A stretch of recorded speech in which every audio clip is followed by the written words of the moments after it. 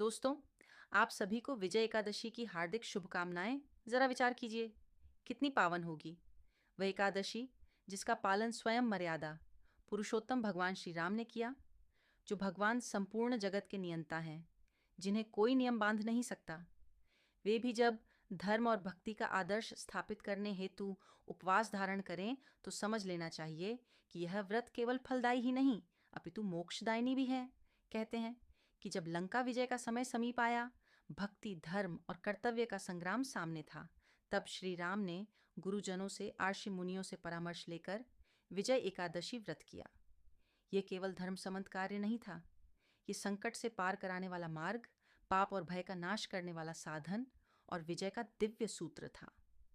उस पवित्र एकादशी के दिन श्री राम ने न केवल स्वयं उपवास रखा, बल्कि अपनी संपूर्ण सेना, वानर भक्तों और प्रजाजनों को भी इसी व्रत का पालन करने को कहा, क्योंकि भगवान का अभिप्राय केवल अपनी विजय नहीं अपितु संपूर्ण प्रजा का कल्याण था और जगत को यह संदेश देना था कि सत्य और धर्म पर चलने वाला जब उपवास, संयम और भक्ति का सहारा लेता है तो उसके हेतु कोई भी असंभव कार्य नहीं रहता। विजय एकादशी के पुण्य प्रभाव से वानर सेना का भय मिटा, उनके मन में धैर्य बढ़ा और श्री राम के तेज में दिव्यता के साथ अदम्य पराक्रम भी जाग उठा। उस व्रत का फल यह हुआ कि अधर्म पर धर्म की विजय, अहंकार पर विनय की विजय और रावण जैसे दुरात्मा पर श्री राम की विजय पताका फहराई। इसीलिए इसे विजया एकादशी कहा गया, क्योंकि यह पराजित नहीं होने देती। जो भी इसे श्रद्धा से करता है उसे सांसारिक और आध्यात्मिक दोनों ही क्षेत्रों में विजय प्रदान होती है। और आज हम सब इसी कथा को श्रद्धापूर्वक सुनने जा रहे हैं। संभव है कि इस शुभ श्रवण से भगवान श्री राम और श्री विष्णु भगवान का आशीष हम पर भी अवश्य बरसे। एकादशी का फल केवल उपवास या निराहार रहकर ही नहीं मिलता। ये फल तो तब भी मिलता है जब भाव से, भक्ति से, संयम से और संकल्प से हम कथा का श्रवण करें। सभी व्रतों में एकादशी का व्रत सबसे प्राचीन माना जाता है। पद्म पुराण के अनुसार स्वयं श्री ब्रह्मा जी ने देवर्षि नारद जी को उपदेश देते हुए कहा था कि एकादशी महान पुण्य देने वाली होती है। कहा जाता है कि जो मनुष्य विजय एकादशी का व्रत रखता है उसके पितर और पूर्वज कुयोनि को त्याग कर स्वर्ग लोक जाते हैं। साथ ही व्रती को हर कार्य में सफलता भी प्राप्त होती है और उसे पूर्व जन्म से लेकर इस जन्म के सभी पापों से मुक्ति मिलती है। त्रेता युग में मर्यादा पुरुषोत्तम श्री रामचंद्र जी को जब 14 वर्षों का वनवास हो गया, तब वे भाई लक्ष्मण और पत्नी सीता जी सहित पंचवटी में निवास करने लगे।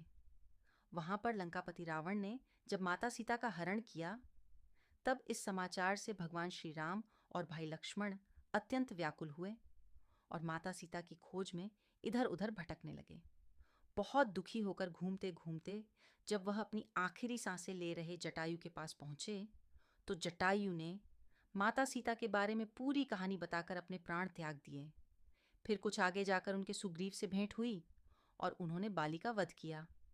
फिर हनुमान ने लंका में जाकर माता सीता का पता लगाया और उनसे श्री रामचंद्र जी और सुग्रीव की दोस्ती के बारे में सारी बातें बताईं। फिर लंका से आकर वीर हनुमान ने भगवान राम से सारी बात बताई। तब भगवान श्री राम ने अपनी वानर सेना के साथ लंका पर चढ़ाई करने का निश्चय किया और लंका की ओर प्रस्थान किया। लेकिन जब श्री राम जी समुद्र के किनारे पहुंचे, तब उन्होंने उस विशाल समुद्र को गौर से देखा, जिसमें भयानक जलीय जीव जंतु थे, और वह सोचने लगे कि इस विशाल समुद्र को किस प्रकार से पार करके अपनी सीता के पास में जल्द से जल्द पहुंच सकूं। विशाल समुद्र को देखकर भगवान ने लक्ष्मण जी से कहा कि हम इस समुद्र को किस प्रकार से पार करेंगे। तब लक्ष्मण जी ने कहा, हे प्रभु, आप तो सब कुछ जानने वाले हो, आप आदि पुरुष हो। कृपया यहाँ से कुछ ही दूर पर कुमारी द्वीप है, जहाँ पर बगदालाभ्य नाम के मुनि रहते हैं। उन्होंने अनेक ब्रह्मा देखे हैं। आप उनके पास जाकर इसका उपाय पूछिए, वह अवश्य बताएंगे। भाई लक्ष्मण के इस प्रकार के वचन सुनकर श्री रामचंद्र वगदालभ्य ऋषि के पास गए और उनको प्रणाम करके उनके पास बैठ गए। वगदालभ्य ऋषि ने उन्हें पहचान लिया और पूछा, हे राम, आपका आना कैसे हुआ? तब श्री राम जी कहने लगे, हे ऋषि, मैं अपनी सेना सहित यहाँ आया हूँ और राक्षसों को जीतने के लिए लंका जा रहा हूँ, लेकिन समुद्र को पार करने का कोई उपाय बताइए, क्योंकि इस विशालकाय समुद्र को आसानी से पार कर लेना मेरी समझ से परे है। इसी खास उद्देश्य से मैं आपके पास आया हूँ। तब वगदालाभिमुनि बोले कि हे राम, आपको अपनी परेशानी से छुटकारा मिल जाएगा।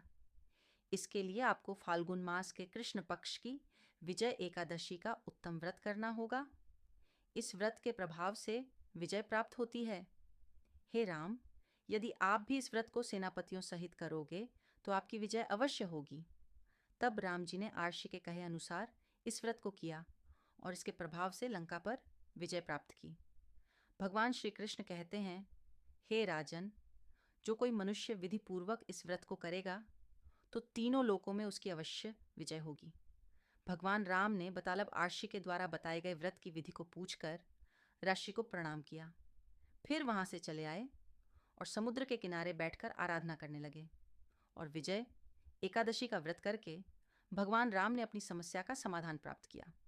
भगवान श्री कृष्ण कहते हैं, हे धर्मराज, जो मनुष्य इस व्रत को विधि विधान के साथ पूर्ण करेगा उसकी दोनों लोकों में विजय होगी। श्री ब्रह्मा जी ने नारद जी से कहा था कि जो इस व्रत का महात्म्य श्रवण करता है या पढ़ता है उसे वाजपेय यज्ञ के फल की प्राप्ति होती है। भगवान विष्णु का किसी भी रूप में पूजन मानव मात्र की समस्त कामनाएं पूर्ण करता है।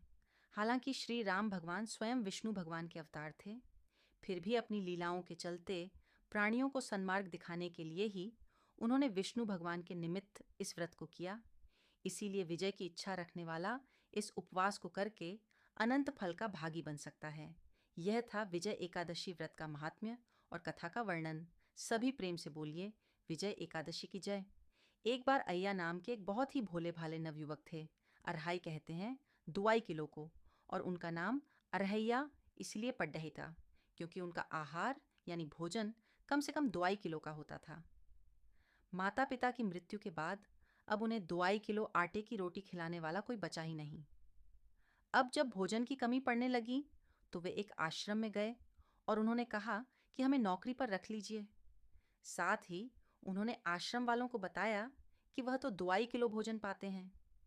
आश्रम वालों ने कहा कि वहां तो भंडारा चलता है, तो 2 किलो भोजन की व्यवस्था तो हो ही जाएगी। अब उन्होंने अय्या जी से पूछा कि आप क्या सेवा कर सकते हैं। तो अरहैया जी ने कहा, जो आप सेवा बताएंगे और सिखाएंगे मैं वो सब कर लूंगा। तो उन्हें गैया चराने की सेवा दे दी गई और उन्हें बताया गया कि वैष्णव सिद्धांत का पालन करते हुए आप जब गाय चराने जा रहे हो तब यहाँ से आटा और सब्जी साथ लेकर जाएं, जंगल में भोजन पकाएं, ठाकुर जी को भोग लगाकर फिर आप प्रसाद पाएं। अय्या जी कहने लगे, लेकिन हमें तो भोग लगाना आता ही नहीं। अब आश्रम से उन्हें आज्ञा मिली कि जैसे ही भोग तैयार हो जाए तो भगवान को बुला लीजिएगा, वह भोग लगा लेंगे, उसके बाद आप प्रसाद पा सकते हैं। अब अरहैया जी गाय लेकर चराने के लिए गए तो साथ में उन्होंने गोबर के उपले बीन लिए और 2 किलो आटे की बाटी बना ली और आलू का भरता भी बना लिया। फिर कहने लगे, गुरुदेव के ठाकुर आइए भोग लगाइए, जो श्री राम बड़े बड़े आर्षि मुनियों की साधना से भी नहीं आते थे। वह उस भोले भाले भक्त के पुकारने पर स्वयं आ गए और अय्या जी ने जब आंखें खोलकर देखा तो धनुष धारण किए हुए श्री राम सामने खड़े थे। अय्या जी ने कहा, आप कौन हो? तब भगवान कहने लगे कि लोग हमें श्री राम कहते हैं। आपने ही तो कहा कि गुरुदेव के ठाकुर आइए और हम तुम्हारे गुरुदेव के ठाकुर ही हैं, तो हम आ गए। तब श्री राम ने कहा कि आलू के भरते की तो बड़ी अच्छी खुशबू आ रही है, हम भी तुम्हारे साथ खाएंगे। अरहैया जी ने कहा, हमें तो लगा बस आपको भोग लगाना होता है, आप सच में खाते हैं क्या? तो श्री राम जी कहने लगे, हम सबका नहीं खाते, लेकिन आप जैसे भक्त जब पुकारते हैं तो हम उनका ज़रूर पाते हैं। अब अरहैया जी तो बिल्कुल भोले भाले थे, कुछ भी नहीं जानते थे। इससे पहले ठाकुर जी की सेवा उन्होंने कभी की नहीं, ना कभी भोग लगाया था। अब भगवान जो बड़े बड़े मुनियों के ध्यान में भी नहीं आते थे, वह उस भोले भाले भक्त के सिर्फ एक बार बुलाने पर आ गए। राम जी कहने लगे कि आप आंखें बंद करिए तो हम आपको भोग पाएंगे। अय्या जी ने सोचा कि प्रभु बस 1 या 2 बाटी खाएंगे, चलो कोई बात नहीं, आज 2 किलो ना सही थोड़ा कम ही सही, आज ऐसे ही गुजारा कर लेंगे। लेकिन प्रभु श्री राम ने तो सारी बाटी और सारा भरता खा लिया। अरहैया जी ने आंखें खोली, देखा तो न तो भरता था न बाटी थी, सब गायब।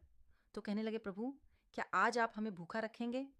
तो भगवान श्री राम कहने लगे, जानते हो आपके गुरुदेव ने भोग लगाने के लिए क्यों कहा? क्योंकि आज एकादशी है, इसीलिए उन्होंने आपको आटा दे दिया और कहा था कि आप खुद पका के भोग लगा लेना। अब वह आपको रोज आटा और सब्जी दे देंगे और आप पकाने के बाद हमें बुला लेना। तो अय्या जी ने पूछा, आप रोज आएंगे? तो श्री राम जी ने बोला कि आप रोज बुलाएंगे तो हम रोज आ जाएंगे। अब अय्या जी आश्रम पर जाकर अपने गुरु जी से बोले कि गुरु जी, आज तो आपके ठाकुर जी आए थे और हमारी सारी बाटी खा गए। कल से हम 5 किलो आटा लेकर जाएंगे, 2.5 किलो आपके ठाकुर जी के लिए और 2.5 किलो हमारे खुद के लिए। सुनकर गुरुदेव जी को तो हंसी आ गई। सोचने लगे कि 2.5 किलो आटा भी इनके लिए कम पड़ने लगा। तो उन्होंने भंडारी से कहा कि पूछने की जरूरत नहीं है, यह जो भी मांगे इन्हें दे दीजिएगा। अगले दिन अय्या जी फिर से गाय लेकर जंगल पहुंचे। गायों को चराने के लिए छोड़ने के बाद उन्होंने चूल्हा तैयार किया, बाटी और भरता बनाया। पत्तल में भोजन परोस के उन्होंने आंखें बंद की और बोले, गुरुदेव के ठाकुर जी पधारिए। आंखें खोलकर देखा तो आज तो श्री राम जी के साथ सीता जी भी आई थीं। अड़ैया जी ने पूछा, ये कौन है? तो श्री राम कहने लगे, यह तो हमारी अर्धांगिनी है। तो कल क्यों नहीं बताया था आपने कि आपकी अर्धांगिनी भी है? क्या यह भी भोजन करेंगे हमारे साथ? अय्या जी ने पूछा। तो प्रभु श्री राम कहने लगे, यह भी हमारे जितना ही पाती हैं। तब अय्या जी कहने लगे, भोग लगाइए गुरुदेव के ठाकुर। उनके ऐसा कहते ही माता सीता और प्रभु श्री राम जी सारी बाटी खा गए। अब अरहैया जी आश्रम में गए और गुरुदेव से कहने लगे कि गुरुदेव, कल से 7 किलो आटा लगेगा। आज तो आपके ठाकुर जी अपनी पत्नी को भी साथ लेकर आए थे।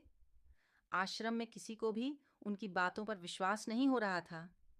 उन्हें लगा कि शायद अरहैया जी गयों को भी बाटी खिला देते होंगे।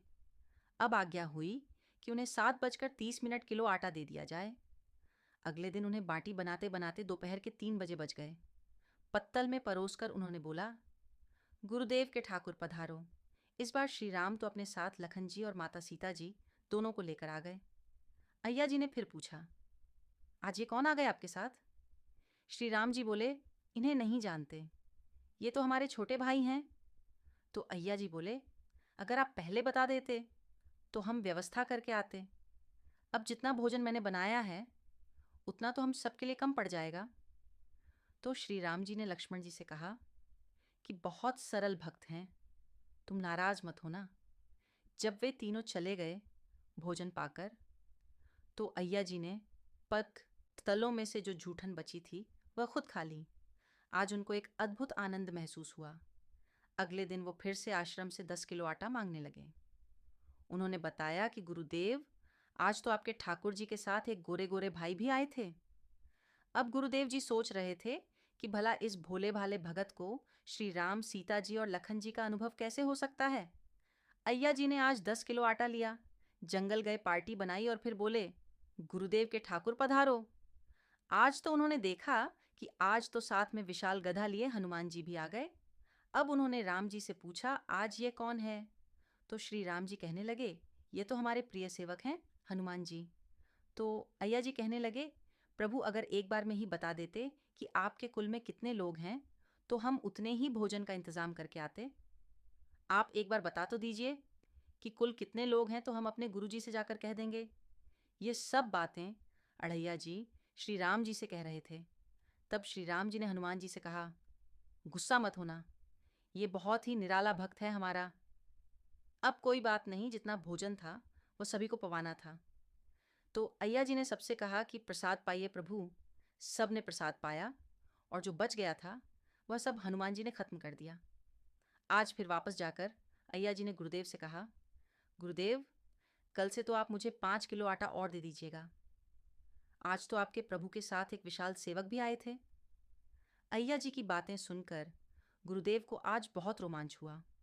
उन्होंने सोचा कि क्या प्रभु सच में करुणा करके इस भक्त को दर्शन दे रहे हैं।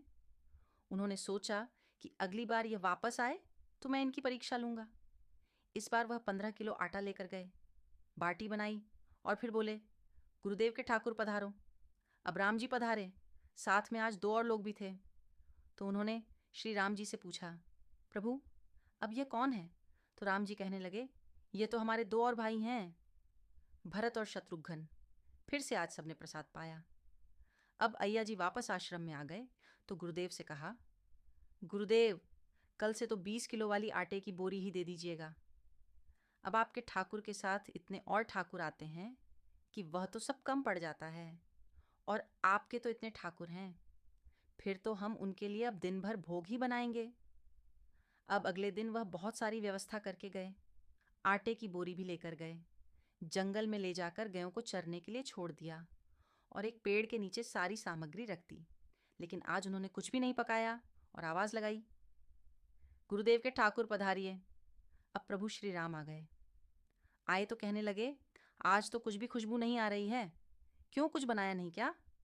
तो अय्या जी बोले, प्रभु आपके साथ तो आपकी पत्नी है, सेवक हैं, इतने दिन से आप हमारे हाथ का प्रसाद पा रहे हैं, आज हम आपके हाथ का पाना चाहते हैं। अब तो प्रभु ने सीता जी की तरफ देखा कि यह तो बहुत अलबेला भक्त है। सीता जी अनंत सामर्थ्यशाली हैं और सभी शक्तियों की स्वामिनी है।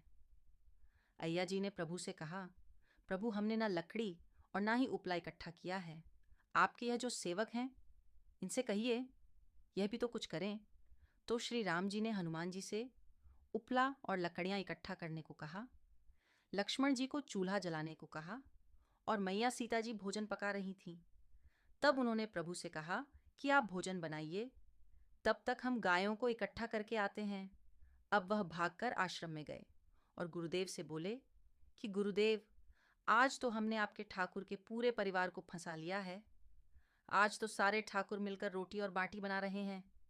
गुरुदेव चलिए, जल्दी चलिए गुरुदेव, आपको शंका होती थी ना, आज आप उनके हाथ से बना भोजन ग्रहण कीजिए।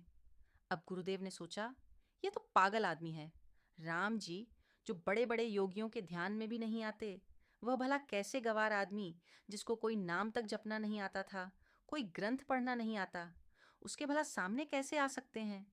लेकिन उन्होंने सोचा कि भगवान के दयालुता पर तो संशय करना ही नहीं चाहिए, चलकर देख लेते हैं सच्चाई क्या है। गुरुदेव निरंतर भजन परायण थे, तो प्रभु के दर्शन के अधिकारी तो थे ही। अब जब वे वहां पहुंचे तो वहां तो पूरा का पूरा राम दरबार उपस्थित था। अब उन्होंने प्रभु के चरणों में साष्टांग प्रणाम किया और कहने लगे, प्रभु ये आपकी लीला समझ में नहीं आई। तब भगवान ने कहा कि देखो, जो ज्ञानी भक्त हैं मैं अत्यंत तर्क के द्वारा भी उनकी पकड़ में नहीं आता, जो विद्वान हैं उनकी विद्वत्ता मुझे नहीं छू सकती।